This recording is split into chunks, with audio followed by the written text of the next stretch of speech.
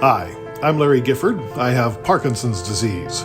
This is When Life Gives You Parkinson's. Joining me on the podcast journey is my wife and partner in Parkinson's, Rebecca Gifford. Hello. Hello. I'm happy to be here with you, my husband, recording the podcast, and with you, the listeners. Today is the final installment of our 3-episode miniseries that we are calling The Talk. It's a frank conversation between a young person with Parkinson's, that would be Larry, and their spouse and partner in Parkinson's, that would be me. So if you haven't heard part 1 or 2, you may want to stop here and go back and listen to them before you listen to this episode. It's also important to note the content on this episode is not appropriate for all age groups. This is an adult conversation including adult language and adult themes.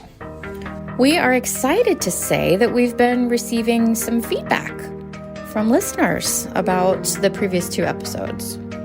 For instance, Steve writes, "Your candor, vulnerability, honesty, and openness was remarkable. I am so pleased that you and a handful of others are willing to honestly and openly explore issues like this that have been closeted for far too long." We agree with you. They have been closeted. We need to normalize these kinds of conversations. Yes, and we hope it helps launch 1,000 conversations around the globe. Anna Marie and Ray reached out through SpeakPipe from Lima, Peru. Hello, this is Ana Maria and Raymond from Lima, Peru. First of all, thank you very much, Rebecca and to Larry for this fantastic conversation, for your openness, to your willingness to share how you face your life living with Parkinson's. We just would like to share that Ray and I are going through our life with Parkinson's, trying to finding hope about what's possible here and now after almost 11 years living with Parkinson's. And as life is uncertain and Parkinson demands constant adaptation, we are engaged in this constant stretching and folding and resting and stretching again our minds and our bodies. And we use the tensions that we face in our favor, the tensions, the daily tensions, and also cherish the good moments we share. We have one son and one daughter and one pet. And here is Ray, who wants to share it with you. Hello, Larry and Rebecca. I'm just after listening to your audio on your experience as life partners on this journey with Parkinson's. I was diagnosed 11 years ago, and I have been on my journey with Parkinson's ever since. And on that journey, I think one of the key dimensions has been that of our relationship as partners, which is one of the themes that's almost taboo.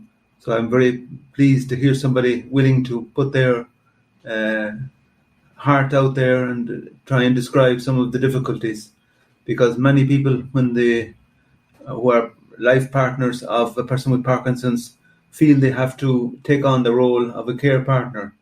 Our experience is that this is not necessarily so, that maybe we could become partners in a different way, but that doesn't take away from the fact that it's a difficult experience, as you've described very well, how our relationship changes and how I can feel uncomfortable and guilty about the extra work and burden caused on my family and on Ana Maria, while Ana Maria can feel that she is overburdened and takes on roles that would traditionally correspond to me. So cool to hear the voices crystal clear like that from Lima. That's amazing. So if you would like to send your message through SpeakPipe, it's just a website. You go to www.speakpipe.com/whenlifegivesYouParkinson's, and there will be a link in the show notes. If you two have been enjoying this series, then good news. There is one more episode you haven't heard yet, and we are going to share it with you right now. We'll call this one From Hopeless 1 Minute to Hopeful the Next.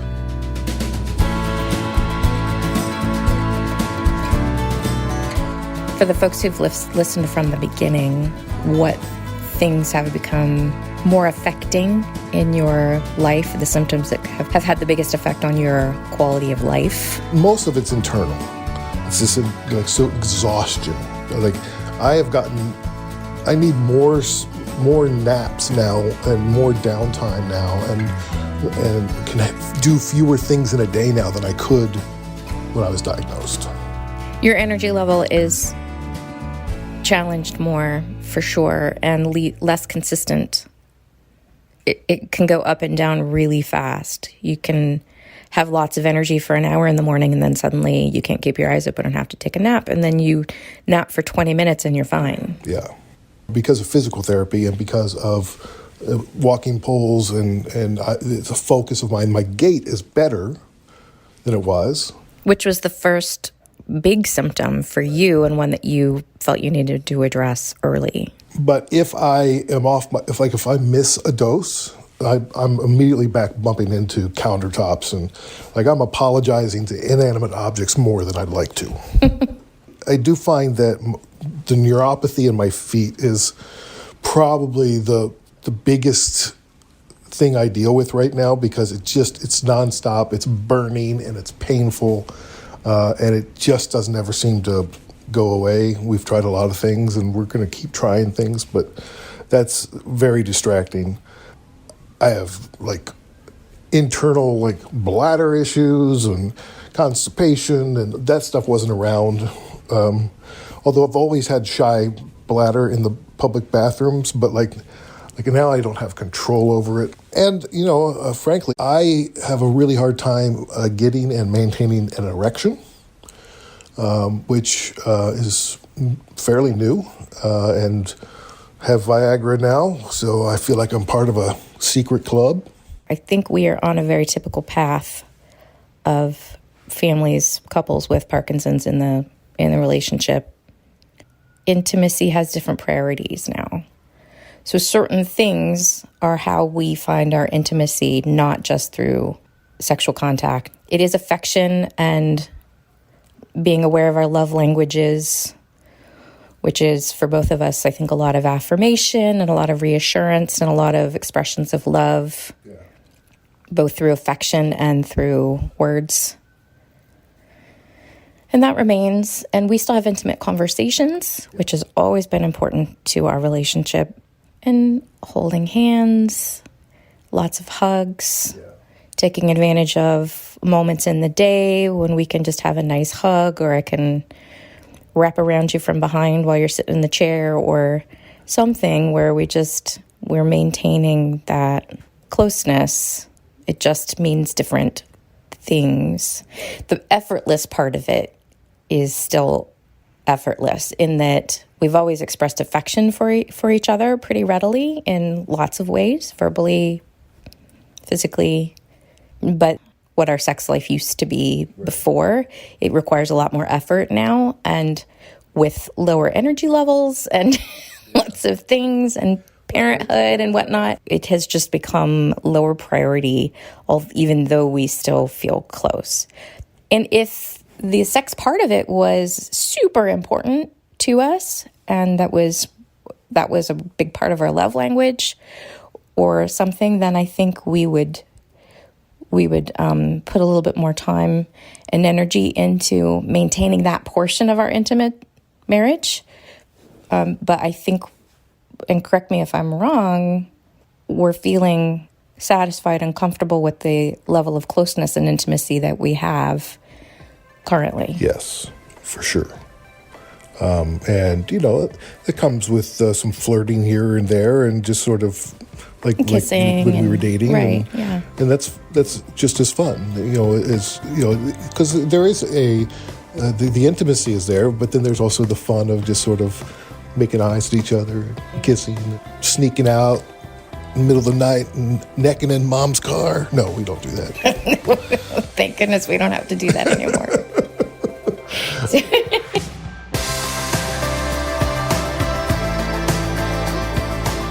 Henry's joining us now. Okay. Henry, who are you? My name is Henry Gifford. So, Henry, we're talking about Parkinson's. How does Parkinson's impact your life? My dad, he had Parkinson's. He can't do the stuff what he did last year. Like, I can't climb on him. No, can't climb on me. I'm not a jungle gym, am I? Yes, he is. And what we can do is hugs and more hugs and hugs. I like hugs. I like that. Have you talked to your friends about my Parkinson's? No. Do you like the walking poles? Yes. What happens when Dad's having a bad day with Parkinson's? He gets all grumpy and everything. What does that look like? Like, he turns his mood into, I'm really cranky. 10 minutes later, cranky. So sometimes I get mad of that. Mm-hmm. And do I sort of go off on my own? Yes. What do I do? You go to the playroom and play it out. What am I playing? He's playing cars and Lego. Yeah, I love Lego. I like Hot Wheels. I know, but so... Hot Wheels is like a thing. I like to collect them. I'm more like a collector. You are. Like, I collect cars, and I have 2 million Hot Wheels. I counted 2 them. 2 million. 2 million Hot Wheels. That's like how many symptoms I have with Parkinson's. That's crazy. Yeah, I know, right? What do you think life's going to be like as time goes on with Dad's Parkinson's? Well, he's going to change. It's changing. It's going to be, like, he's going to get old and not, like, want to do stuff anymore. And he likes to take naps a lot. He likes to get on his exercise bike and stay inside and never go outside only for the grocery stores and the London drugs, more stuff. So that's something to talk about too, and maybe we can do that with Henry here, of dad feeling quite anxious about being out in the world these days. So Henry, have you noticed that? Yes, I notice it a lot. Yeah. But how does that look to you? Not very good. What happens? Get scared. Do you notice where I get anxious? Big, huge crowds. And moving on. I think it's important to bring up because you were talking about how your Parkinson's is progressing and how that's affecting things.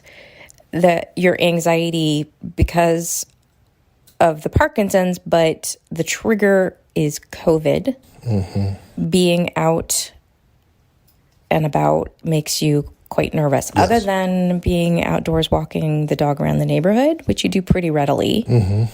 That's your main exercise these days.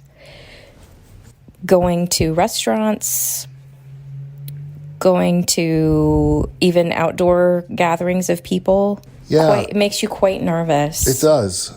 And I was never anxious before Parkinson's. Like the anxiety I get now is I can't explain it. It doesn't feel like me.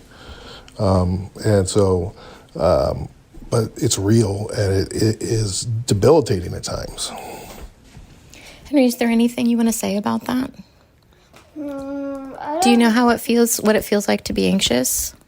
A lot. What advice do you have for Dad when he starts to feel anxious when he's out? You could stay calm and take deep breaths. That's great advice.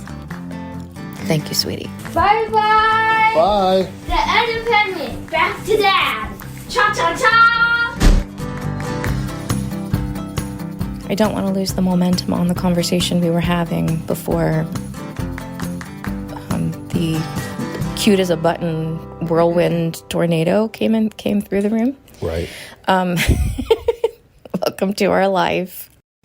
We had a conversation a couple weeks ago, about 3 weeks ago now, I guess. The one night that you walked into the kitchen and I was standing at the counter eating dinner, you were out here eating dinner, and Henry was at the table eating dinner, and you're like, what's going on here?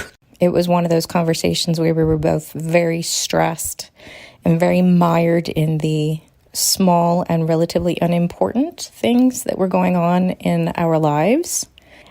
it's almost like I gave you an ultimatum. Yeah. It was a very black and white conversation because I was looking for something to be certain. And so I asked you, what is your priority? Is it your work? Is it the things that you're doing for the community? Is it all of the things, all the purpose-driven things that you find, of course, so important and that we find important? Or is it your family? Because it can't be both, and you have to, right? So I was very much in a mindset of just tell me what to believe and what I know. What can I know? And what were you feeling going into that conversation? Feeling very frustrated and lonely because there had been a couple of weeks where we had not really connected at all. You were very busy with work. We were both very stressed out. I was busy too, and parenting was particularly challenging during that time. I was feeling a lot of stress and feeling like I wasn't getting what I needed in support, both practical and emotional, because you were very busy and very much in your bubble over here. So I challenged you on it. I was like, what is it? What's priority? And what did I say? You said, I don't know. And that wasn't really the answer you were looking for. No. But we've had conversations since then that have clarified, and we've both done our own work and consideration and discernment separately, and are able to see where that conversation came from, how we kind of got to that dark place. And have found some clarity since. I think we're still finding it. I think you in particular are still kind of searching for what that looks like. What does your life look like if you're really living out what you believe your priorities are? When you have Parkinson's, you don't know what's next. And so you're like, well, then I got to hurry up and do what I can do to help the best I can while I'm healthy. But then you also need to spend as much time with your family, doing the things that your family wants to do when you're healthy. And, oh yeah, by the way, let me work while I can work. So there's this, you're juggling all these things, and it's hard to know what to make priority. And then what happens is you get sucked down a rabbit hole, and, if I can't do things simultaneously or I'll freeze. I can be pretty productive in the mornings, and then as the afternoon wanes on, it's harder for me to craft an email. You'll be like, "Are you coming for dinner?" I'm like, "Yeah, I just finished this email," and you're like, 45 it's minutes been later. 45 minutes. The email is done. I'm like, "No, actually, it's not." I'm like, "I don't know why this is happening," and that's why a couple of weeks can go by, and you are unaware that you have been unavailable to portions of your life and to people in your life. Right. It was a really difficult but important and great conversation for us to have. And I've always appreciated your candor and your observations and your willingness to say, listen, are you in? Are you here? Because if you're not, I need to know. You are a very driven person and can accomplish a lot, but also, for anyone who understands this, very much a Capricorn. You can lean into being a workaholic at times. So we set up a deal early on, especially when we became parents, where it was my job to call you on that. The challenge is there's a lot more at stake now with what you're doing. The expectations are real. And I know you feel that. Yeah. And you want to do it. It's not just because other people are expecting you to do it. It's not a responsibility. It's because you feel driven and really want to accomplish all the things that you know you can, and that PD Avengers and this entire community of beautiful, talented, genius people can accomplish. We can do it. It just requires a lot from everyone, and you are one of the de facto leaders of that drive. it's really about finding the balance, just kind of like when you're dealing with Parkinson's. You got to find the balance of medications and exercise and everything else. And I can't do everything I want to do. I just have to understand that. And so I have to go, okay, so what's important today, and how can I serve all these, people and projects fairly. And that's exciting for me. But, the family is just as exciting for me. I guess I needed reassurance of that, because it was looking like and feeling like we were an annoyance. We were in the way of you doing what you really wanted to do.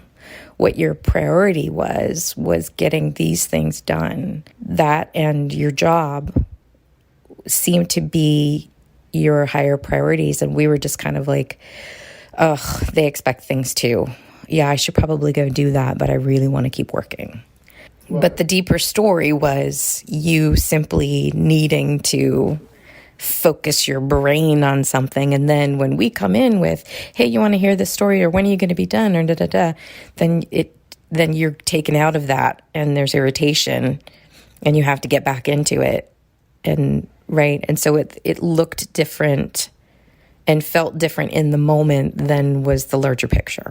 I think I have a hard time committing to one priority in my life, because I've always done so many things, and multitasking was a superpower of mine, and now it's not. And yeah, it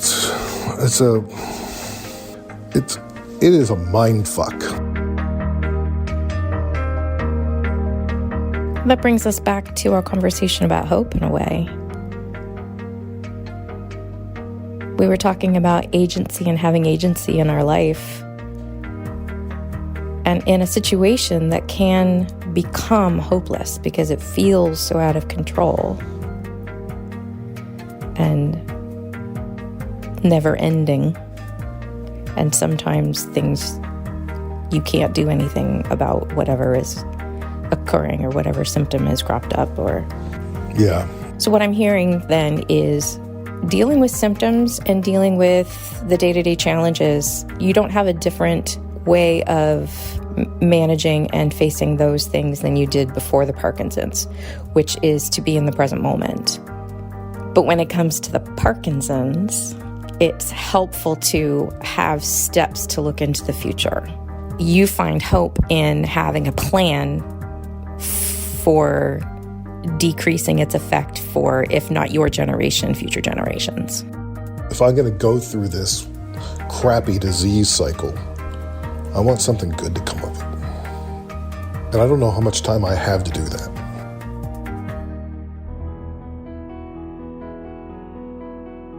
We don't have that kind of relationship agreement where we hide the truth from each other to make it more comfortable. Those crunchy moments of life when you're, like the conversation we had 3 weeks ago, it made us stronger. The crunchy moments of life is where you learn, and those are the moments you remember and you grow. Without that, it's not very interesting. Not like I want to intentionally avoid my family for 3 weeks so we can get into a little, tete-a-tete.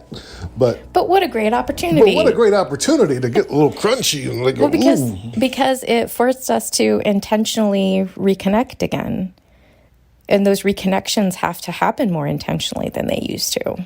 Yeah. We have to be aware of when we start to disconnect, because that's relatively new. And then aware of how do we get back? And are we both in on getting back to reconnecting and fully being in the marriage with priorities? Mm-hmm. Henry made a comment to me the other day. We were looking at a photo of something. I don't even know what it was. Somebody's wedding, I think. And he said, maybe you guys should get married again. Why do you say that? Because, I asked him the same thing. Well, because then this time I could be there and Nina could be there. Nina is our dog. That's nice. So, and wasn't that such a lovely thing? And so we talked about that just a little bit, but he was just like, yeah, it would be fun to do, another wedding, because then I could be there this time. And you and I have talked about renewing our vows every once in a while. Yeah. But then that evening when I brought this up to you, we had a conversation about, well, maybe that's a healthy exercise of reevaluating our vows and priorities and promises to each other, re-establishing expectations for the relationship, for ourselves, for each other, and doing that in a very intentional way, because 22 years after our fantastic, fun, loving wedding, yes, we're different people. We have very different challenges. We live in a whole different country. So much has changed that perhaps it's time to reevaluate and reestablish. Yeah, and I think that's a lovely idea. We just have to make that. Have to keep putting that on the list of things to do, rather than, that's a lovely idea, and then next year we're still talking about it. Yeah, remember when we talked about that? Right. Yeah, well, it's I was commenting to one of my friends how awesome you are, and you taught me something a long time ago, where stop putting things into the future and bring them into the present. If you keep it out to the future, it's not going to come and manifest to you until you believe that A, you deserve it, or you are that, or you can be that. So we are renewing our vows. Now let's pick a date and whatnot, but it's not we want to renew our vows. It's we are going to renew our vows. I believe the value in this is not necessarily in having a ceremony, but in having that conversation and very intentionally reestablishing, what does our marriage mean to us? Recommitting to a marriage that looks different already after so many years and so many things occurring, and celebrating what it has become and all that we have in that relationship. Do you remember when I was first diagnosed what I told you? Remind me. I said, we didn't sign up for this, and you didn't sign up for this, and if you want out, you've got a ticket. Go. Because this is going to be hard. And you said, I did sign up for this, for better or for worse, and I'm not going anywhere. And that stuck with me. And I appreciate that so much. But I wouldn't have blamed you had you said, you know what, I don't want to be a caretaker for the next 30 years. What we didn't ask in that moment, and perhaps why this was coming up 5 years later, was, are you in? It was just the assumption that I was the one who would, of course, leave because you were the one who was sick. And that was perhaps a bias or an unhealthy way of looking at the situation, because obviously we need to know that we're both committed to this. So you asked that question of me, and I was in, and I'm still in, and I know that I always have an out, but so do you. And so recommitting to it on both sides of an equal partnership is important. As we move forward in life and marriage and Parkinson's, things will continue to evolve and shift and change, and we need to be honest and open, and I think we're pretty good at that. I mean, I think you're like, I gotta escape because I'm fried, and I'm like, I gotta go take a nap because I can't keep my eyes open, and which seem silly things, but there's people that suffer through moments of their life because they're afraid to tell their partner they need something. And I'm so glad that we have the type of relationship where we can ask each other for things. And I never really gave you a list of my priorities because I still think that it's hard to discern, but family is extremely important, because to imagine doing this without you is, I can't imagine it. I mean, we know people that are going through it who are single parents, and I don't know how they do it. I'm so in awe of what they do, because just having your support, your kind words, just to be able to, have somebody else drive the car, it's I mean,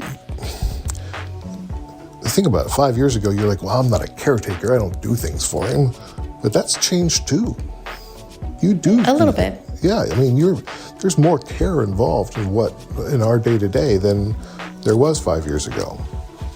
I mean, like, I can still take my own shower, but now I'm sitting down in the shower seat. Like, there's little things that, change over time. That's the final episode in The Talk. We dedicate this episode to our beloved dog, Nina. You were with us just a short time, but you made a lifetime impact. May you rest in peace. When Life Gives You Parkinson's is a Curious Cast production. Our story producers, Dila, Velazquez, sound designed by Greg Schott. The presenting partner is Parkinson Canada. Diagnosed with Parkinson's, you are not alone. Parkinson.ca. Thanks also to our promotional partners, the World Parkinson Congress 2023 in Barcelona, Spain. Make plans to be there with us. Go to WPC2023.org for details. The Michael J. Fox Foundation Parkinson's podcast, hosted by Larry Gifford. Available on Apple Podcasts and at michaeljfox.org. The most recent one is featuring us. It came out today, too. Along with Kat and Ken Hill, who are lovely. Lovely people. We highly recommend this podcast. Yes, it's very good. PD Avengers, a global alliance of people with Parkinson's, their partners, and friends united in the cause of ending Parkinson's disease. Join now at pdavengers.com and be sure to check out the new events calendar. Spotlight YOPD, the only organization in the world with the singular focus of raising awareness of young onset Parkinson's disease. SpotlightYOPD.org. And we'd appreciate it if you would share this podcast with someone, anyone. Could be a friend, could be an enemy, frenemy, whatever. Personal recommendations are the most effective way to grow our audience, but more importantly, raise awareness of Parkinson's disease. Keep positive. Keep exercising. Keep listening. We'll talk to you next time.